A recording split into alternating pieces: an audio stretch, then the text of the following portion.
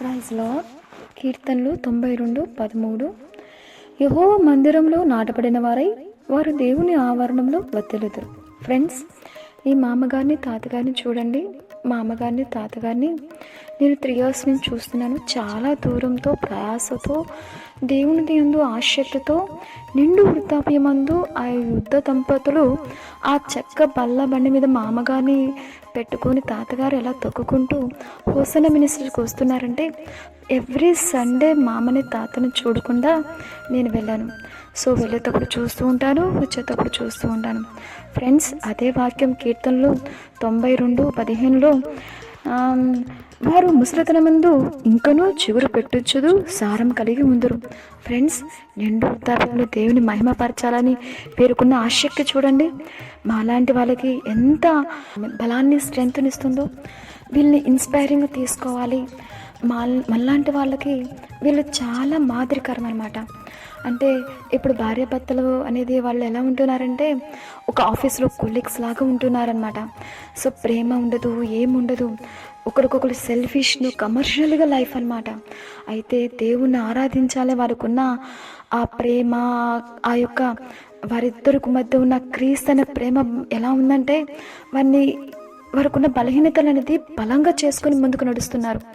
ఇలాంటి దంపతుల్ని మనలాంటి వాళ్ళకి చాలా మాదిరికరం కదా. మనం చూడండి, ఎన్నో కుంటి సాకులు చెప్పుకుంటూ దేవుని మందిరానికి వెళ్ళటానికి చెప్తూ ఉంటాం అలాగా. కానీ ఈ మా అమ్మగారికి 75 అబోనే ఉంటాయి, తాతగారికి 8 years ఉంటాయి. చూడండి, వాళ్ళకి సరైన అలా వాళ్ళకు ఒక ఫ్లైట్ లాంటిది, ఒక బైక్ లాంటిది, ఒక కార్ లాంటిది. వాళ్ళకి వర్షం వచ్చినా అదే చెక్క బల్ల బండి, మంచు వచ్చినా అదే బండి, సో వర్షం వచ్చినా అదే బండి. సో ఎంత అంటే మా అమ్మగారిని చూస్తుంటే చాలా అనిపిస్తుంది. ఈరోజు కూడా నేను వాళ్ళని కలిశాను.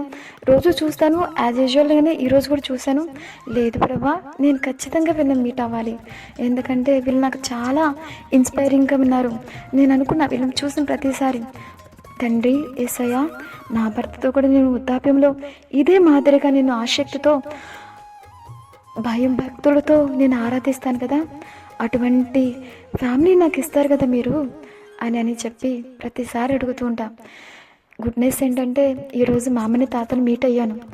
చెప్పాను, మా అమ్మ తాత, మీ వల్ల దేవుని నామ మహిమపరచబడుతుంది, మీలాగానే నేను ఉండాలని కోరుకుంటున్నాను, నా గురించి ప్రేయర్ చేయండి, మీ బ్లెస్సింగ్ నాకు కావాలి అని. సో ఫ్రెండ్స్, మనమందరం ఇదే మాదిరిగా పునరుద్ధాన దినమందు ఆయన్ని ఆరాధించడానికి ఎటువంటి కుంటి సాగు చెప్పకుండా, సో మనకి ఇచ్చిన దాన్ని బట్టే మన కుటుంబంతో, నీకు ఇచ్చిన భర్తతో, నీకు ఇచ్చిన పిల్లలతో ఆయన మహిమపరచగలుగుతామా? సో నేనైతే అది కోరుకుంటున్నాను. మీరు కూడా కోరుకోవాలని ఆ దేవుణ్ణి మనస్ఫూర్తిగా ప్రార్థన చేస్తూ ఈ చిన్న మాటలు ఆయన దీవించాలని, నన్ను బ్లెస్ చేయాలని, మిమ్మల్ని అందరినీ బ్లెస్ చేయాలని కూడా కోరుకుంటూ, ఆమెన్. Praise lord. బాయ్.